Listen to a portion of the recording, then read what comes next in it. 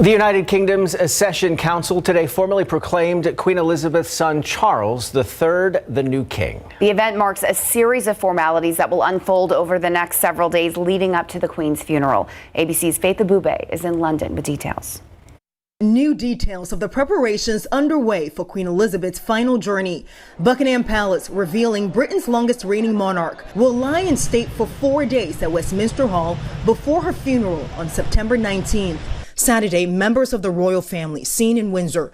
The new Prince and Princess of Wales sharing a quiet moment of reflection with the Duke and Duchess of Sussex. All four taking a close look at floral tributes piling outside the castle. I think everybody hopes that the death of Queen Elizabeth will hopefully be able to start to repair some of the damage and divisions that have happened in the royal family between the Duke and Duchess of Sussex, Harry and Meghan, and the rest of the senior royals. Well-wishers like Annie got a chance to speak with the senior royals. They were every bit as lovely as you would hope.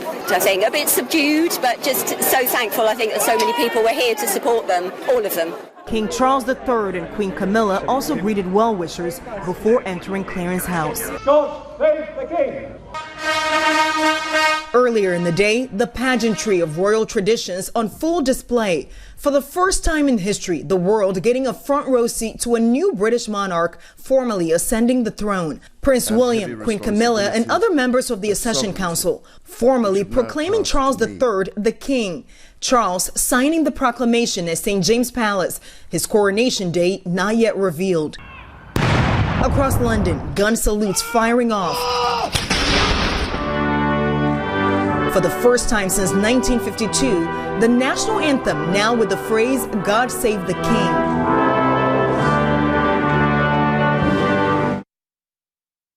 And the Queen's coffin is still at Balmoral Estate, but it'll be moved to Palace of Holyrood in Edinburgh as it slowly makes its way here for the funeral.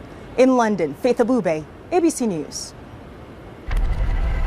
Back here at home, something exciting to check out. UIW students and volunteers are already working hard to make sure their lights are in tip-top shape ahead of the annual Light the Way. Today, they went through each light one by one to check their quality of lightness and Christmas cheer. The 36th annual Light the Way Holiday Festival will be on November 19th. And something seems far away, but you know, once we hit Labor Day, it is a quick slide into the end of the year and all that comes with it. But first, we must welcome our new friend here to the KSAT Weekend family.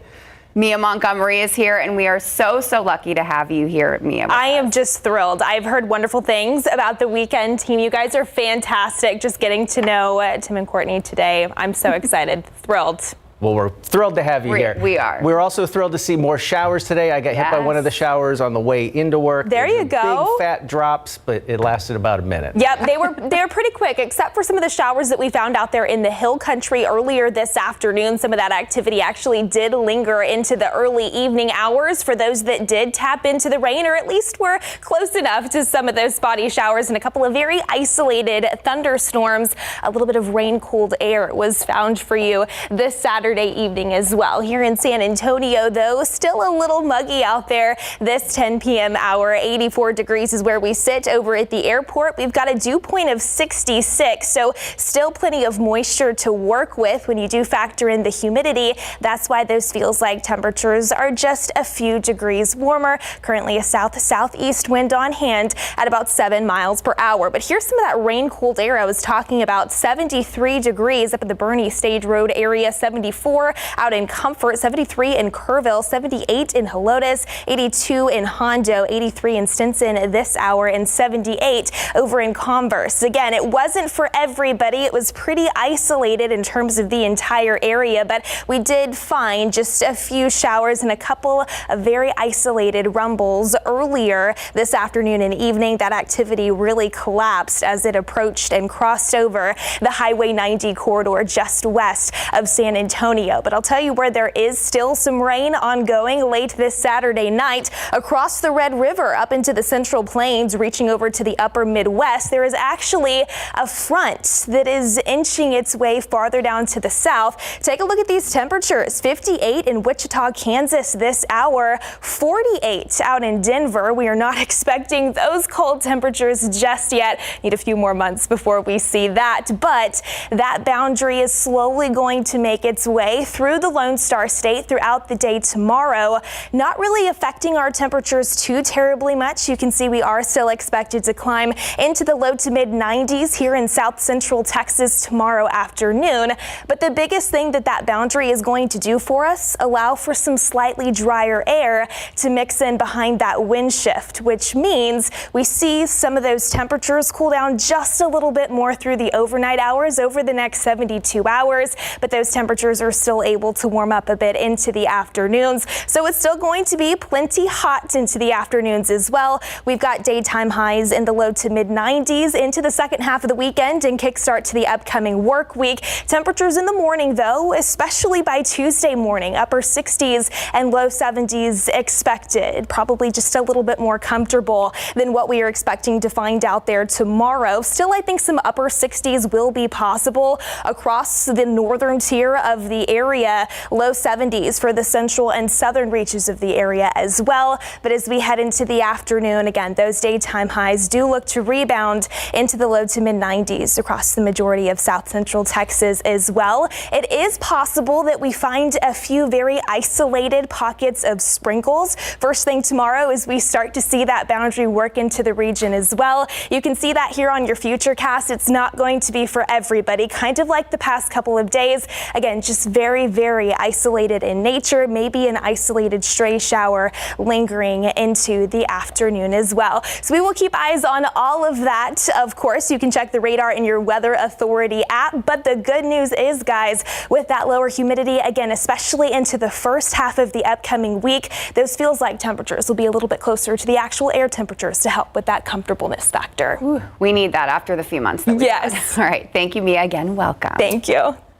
All right, Larry, you gave us an appetizer here earlier in the show of Manu's speech. I heard it earlier tonight. There was a lot of laughter, smiles, even some tears. There were some tears when he addressed his family in Spanish, just telling them how much they meant to him during his career. Coming up, Manu was asked, is this the pinnacle of his career, making the Hall of Fame? Greg Simmons is live in Connecticut with that. And UTSA Army, that football game made Coach Traylor go rocky on his Roadrunners. I'll explain coming up.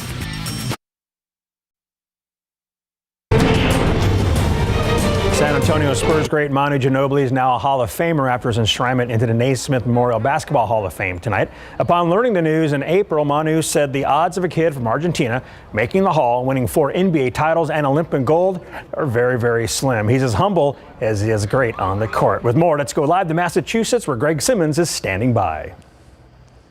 All right, thanks a lot, Larry. You know, a very large contingent of Manu Ginobili fans on hand tonight here in Springfield, Massachusetts to watch him be inducted in the Naismith Memorial Basketball Hall of Fame. But he's not the only Spurs connection to get the call to the Hall. So did former Spurs player George Karl for his coaching legacy. The Iceman George Gervin, already a Hall of Famer, walking the red carpet tonight to pay tribute to referee Hugh Evans. Former Ginobili teammate Matt Bonner, the Red Rocket, on the red carpet. David Robinson Jr. also making an appearance with his dad, the Admiral, and Tim Duncan already inside with Pop, who flew up today for the ceremony. The round mound of rebound Charles Barkley, who is actually a presenter tonight, and Fabricio Berto with the Argentina contingent. Tiago Splitter arriving with Sean Marks, now the GM of the Brooklyn Nets. After it was over, we asked Manu, family aside, is this a pinnacle of your career? Yes and no. It's strange. I never lived for individual accomplishments, as I said before. But I love having some of my former teammates, coaches, Argentinian teammates, because again, it's a recognition to those two teams, especially to celebrate them.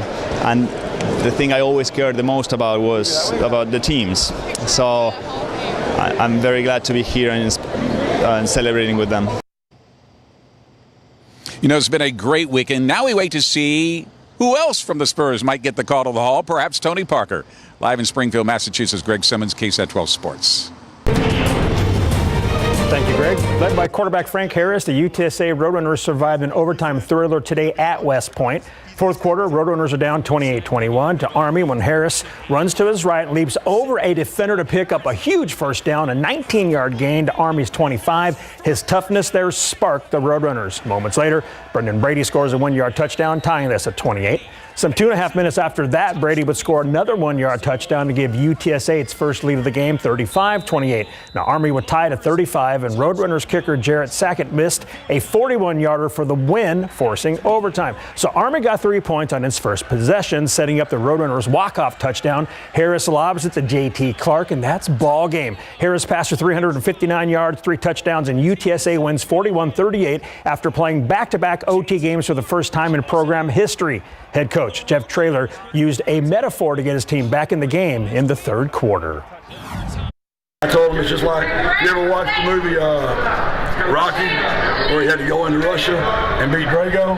That's what we were doing tonight. Nobody was for us, nobody, except for our media and our fans, and that's what it was. It was an all-out war, and we just went up and won it in a really hostile, tough place to win. Love the Rocky reference. This marks UTSA's first ever win over Army. The road team has won all 3 meetings between these 2 programs. And Cardinals on the road this evening, taking on Nevada. Cardinals trailed 17-3 early in the first quarter, but they rally with 35 unanswered points. Third quarter, quarterback Lindsey Scott finds Darian Chafin wide open for the 44-yard touchdown. UIW goes up 38-17, and they win 55-41. Head coach Jeremy Urban and Trinity looking for their second straight win at home, taking on Wheaton. No score late first quarter. Quarterback Tucker Horn slings it to a wide open B.J. Stewart for the 20-yard touchdown. Extra point is good, and Trinity takes a 7-0 lead, and Trinity goes on to win it 17-16 in overtime. And how about Texas State, a big winner today, 41-12. Texas quarterback Quinn Ewers was knocked out of the Bama game with a clavicle injury. We've got that later in sports. Some big changes coming to those rankings tomorrow, Larry. Indeed. I did nothing but watch football all day, and it was glorious. Thank you, Larry. We'll see you later. All right, well, it's the time of year when wildfires seem everlasting in California. The ongoing battle against the mosquito fire that's been burning since Monday. And rodent droppings, mold buildup, and unwashed hands, the culprit of these findings when we go behind the kitchen door next.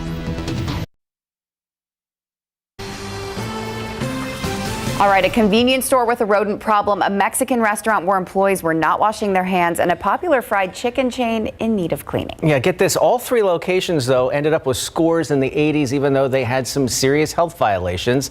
It's what I found when I went behind the kitchen door this week.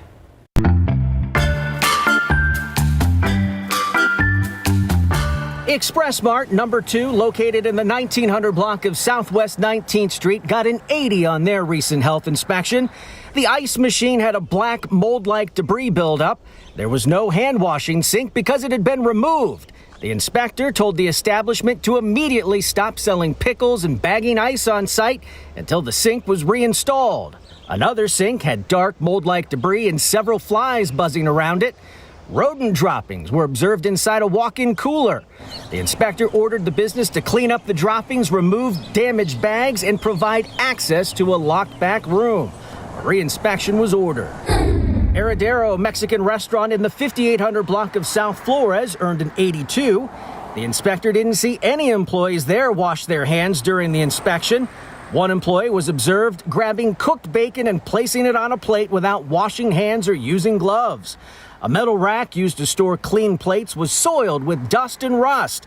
7 violations were corrected during the inspection, but a re-inspection was still ordered because several certifications needed to be obtained or renewed. The Church's fried chicken at the corner of Culebra and Galm earned an 84. Packages of raw chicken were being improperly thawed in a standing bin of water. The inspector watched an employee change tasks, remove dirty gloves, and put on clean gloves without washing their hands. Vent filters over the fryers were coated with excessive accumulations of grease and food debris. Employees had no idea when those filters were last changed. There was also a lot of trash and food debris throughout the business that needed to be cleaned up. A re-inspection was ordered. That's what's behind the kitchen door. Tim Gerber, KSAT 12 News. It's not all bad. You can also check out businesses with great scores. Just scan this QR code with your phone's camera. It'll take you to a new mapping tool that shows you the scores for local San Antonio food businesses. You can check that before you head out the door. A massive wildfire in Northern California has now grown even bigger. The mosquito fire near Sacramento spread significantly last night. It's burned 33,000 acres now, and none of it's been contained. Dangerous storms in the area aren't helping much. Fire officials say the fire is threatening a number of communities in the area, both buildings and power lines at risk, and people who have been asked to evacuate are being told to stay away. The fire started on Monday, and there's no information yet on what might have caused it.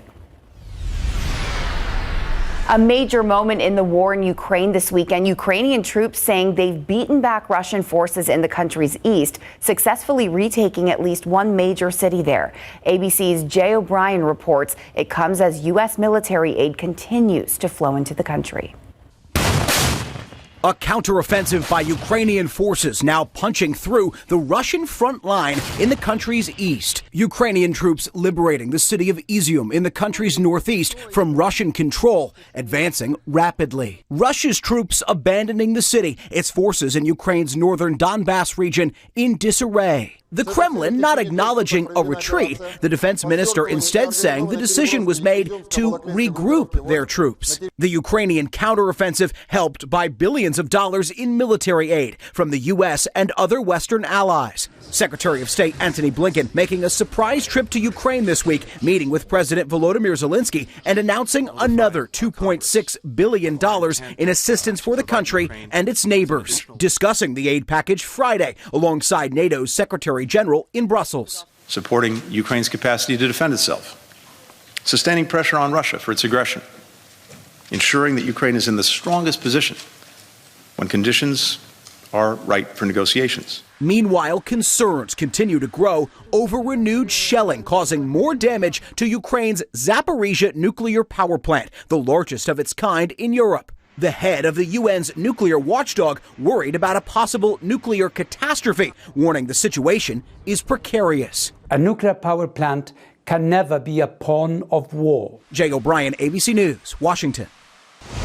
Meanwhile, the U.S. State Department wants to allow up to 125,000 refugees into the U.S. during the next fiscal year. That is the same goal as the last fiscal year, which wraps up at the end of this month. The Biden administration has fallen very short of that goal. Fewer than 20,000 refugees have been admitted so far. That's largely blamed on limits placed on the program under the Trump administration. The State Department says it has prioritized rebuilding the refugee admissions program. We are just a few weeks into the new school year, but the Salvation Army is still giving back to kids. Their latest giveaway to make sure kids take a step to class in the right direction. Thousands of kids got a fresh pair of shoes this morning thanks to the Salvation Army. The annual Shoe-In event is bringing kids more than shoes, but also school supplies and plenty of smiles, too. Yeah, the night team's Camila Juarez shows us why just one pair of new shoes can mean so much. Socks, school supplies, and fresh kicks lined up for boys and for girls. After families check in, they get a brand new pair of socks, and then they'll walk this way to meet volunteers and get their shoes. Anne Marie felt like Cinderella finding her perfect pair. They're a hot pink, they're glittery, and they have a zipper. Elementary school counselors and teachers invited families who may not have the luxury of purchasing new shoes. Elvis says he felt special to get his own pair of tennis shoes. Kind of shocking, because I usually get hand-me-downs from my family members, so very hardly occasions that I actually get new shoes. After making sure the shoes match his cool style, he made sure he could play in them. I'm hoping they're good enough to wear to school and they're comfortable enough to walk around in. Nearly 2,000 kids received shoes, all donated and distributed by hundreds of volunteers. I'm really thankful that I had the choice to get new shoes. Camila Juarez, KSAT 12 News. All right, taking another look outside. Live cam here tonight, 82 degrees this hour now. Again, we did have a little bit of rain across portions of the hill country earlier today. That all has really fizzled out, but we still do have that front well off to our north. It is going to be moving through the Lone Star State over the next 24 hours. High still in the 90s. It doesn't do a whole lot for us in terms of our temperatures, but we are expecting those humidity levels to go down over the next couple of days, which is the good news there. Today, also the climatological peak of the 2022 Atlantic hurricane seasons. We'll also check in at the tropics and get you all those details coming up next in weather. All right, well, we had the sprinkling today. Yes. But I feel like you're bringing us good luck because we actually have a couple days of rain in the forecast. That is, even if it's a small chance. Even if it's just a small one. The good with last week's drought monitor that came out, we're already starting to chip away at some of those conditions. So that is the good news. Likely won't see a lot of measurable widespread rainfall over the next couple of days. But yes, we do have those isolated chances in the forecast again, starting with tomorrow. Another look outside right now, 81 over at San Antonio International, 81 at Stinson, 83 at Kelly, 78 out at Randolph. Southeast winds at about 5 to 10 miles per hour. 81 currently in Pleasanton, as well as Gonzales, 78 up in New Braunfels, 78 in Austin, 73 in Beeville, and 79 out in Uvalde. Again, we are pretty quiet out there now on radar. We did have some of that activity that is now fizzled out. Really expecting things to be more or less on the quiet side through the overnight hours. Upper 60s across portions of the hill country and the northern tier of the area by wake up time tomorrow. Here in San Antonio, we'll be waking up to a temperature around 73. Same out at Stinson, 73 in Hondo, 71 out in Utopia. And again, it is still going to be a hot end to the weekend with those temperatures in the afternoon climbing into the low to mid 90s. 90 that forecast high in Bulverde tomorrow afternoon, 94 in Converse, and 92 out in Rio Medina out in Medina County. And again, as we just mentioned, we do have that very isolated chance to maybe find a few sprinkles first thing tomorrow as we start to see that boundary slide through the area. Also can't completely rule out a very isolated lingering shower into the afternoon. Overall, don't get your hopes up. We will start to see some of that drier air move in behind that front does push through. Again, that drier air allowing us to have some more comfortable mornings out there over the next couple of mornings. But again, we still will see those temperatures warm up into each afternoon, and that could filter in via a slightly breezier north wind after we do see that front slip through the area. Some wind gusts generally upwards of about 15, maybe even 20 miles per hour. Certainly not out of the question before we wrap up the weekend's plans. Into the beginning of next week, upper 60s, low 70s for the mornings, transitioning still to the mid 90s, but with those lower humidity values, the mid 90s will feel like the mid 90s instead of the upper 90s that we've been seeing over the past couple of days. All right, let's take you out to the west across the southern portions of California, reaching over to southern Nevada and even western Arizona. Still a flood watch in place as that area continues to deal with still some scattered rain and thunderstorm activity, all thanks to the remnants of what was Hurricane K. That continues to move westward into portions of the Pacific as we take a look at the Atlantic basin. Again, today is the climatological peak of the 2022 Atlantic hurricane season. Post-tropical cyclone Earl continues to push well away from Bermuda. Good news is that has also stayed well away from the eastern seaboard of the United States out in the far eastern Atlantic. National Hurricane Center monitoring a tropical wave that is expected to emerge off the western coast of Africa over the next couple of days.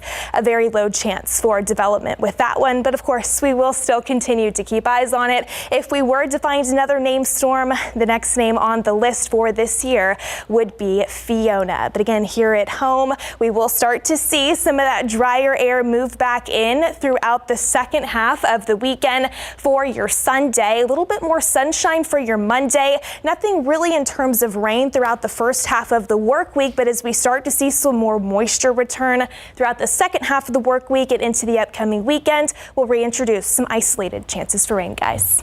Always good news this time of year. Losing hope we're going to break that 100-degree temperature I know. mark, man. I don't think it's going to happen. Bummer. Also a bummer. You had Stop. a rough day. Did we?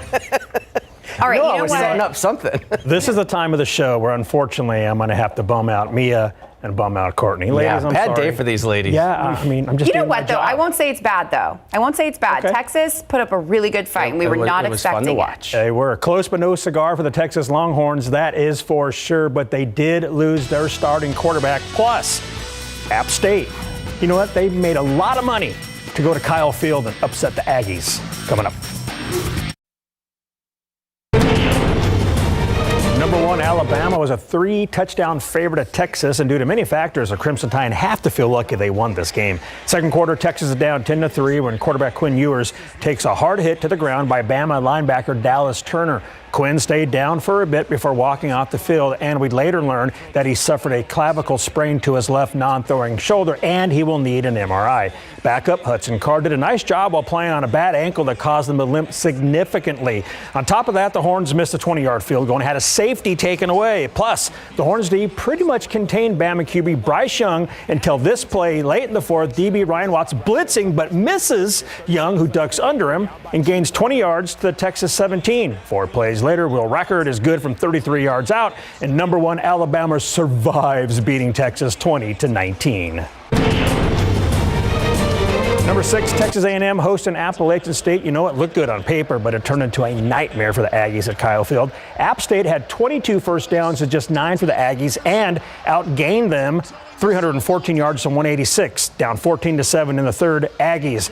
Devon Achane returns this kickoff 95 yards, tying the game at 14-all. The Aggies are pumped up and they're thinking comeback, but App State responded with an 18-play drive that ate up 9 minutes and 15 seconds that ended up with the go-ahead field goal. A&M's Caden Davis later missed a 41-yarder for the tie, and Appalachian State, who was paid $1.5 million to play A&M, upsets the Aggies 17-14. Had a wild scene in Lubbock where Texas Tech upset number 25 Houston. Donovan Smith runs it in from 9 yards out in double overtime for another walk-off. Tech fans stormed the field and even tore down the goalpost during celebration. Tech takes it 33-30 in double overtime. Saturday night, big game coverage kicks off at Ferris Stadium. Brandeis taking on Marshall. Second quarter, no score. Jaden Perez gets the ball on a jet sweep, cutting for the near sideline. He stays in bounds and is gone for a 26-yard touchdown. 7-0 lead, and Brandeis wins by a shutout, 24-0. Over at the Gus, Stevens taking on Sotomayor. Falcons up 15-0 in the third quarter. Quarterback K.K. Brashears finds Devin Tristan on the near sideline. He spins and stays on his feet for the 11-yard touchdown. Stevens led 22-0, and they win it 28-zip. Here come the Brackenridge Eagles at Alamo Stadium taking on Burbank in District 14 5A Division II. Bulldogs march right down the field. Opening drive, quarterback Kevin Hernandez keeps it himself and races inside the pylon for a 6-yard score. Burbank leads 6-0. Brackenridge answers right back. Quarterback Brandon Garcia fakes a handoff and takes off for the end zone, and that's a 12-yard score. Extra point is good, so the Eagles go up 7-6. In the final for Alamo Stadium, Burbank takes it 29-14. Number 7, Judson on the road at the field with a PF taking on Pflugerville Weiss. Rockets down 14-0 late in the first half. QB Andres Villagran hits Nathaniel Stanley in the flat, and he powers in for the 10-yard touchdown. That cuts the deficit in half, but the Rockets fall 28-15. In soccer, San Antonio FC hosting San Diego Loyal SC in a battle between the top 2 teams in the Western Conference. 30th minute, no score. Ignacio Bailoni corrals the long pass and sneaks aside just past the keeper's outstretched glove for the only goal of the match. San Antonio wins it 1-0. Nacho is your hero. Awesome. Excellent. Thank you, Larry. We'll be right back.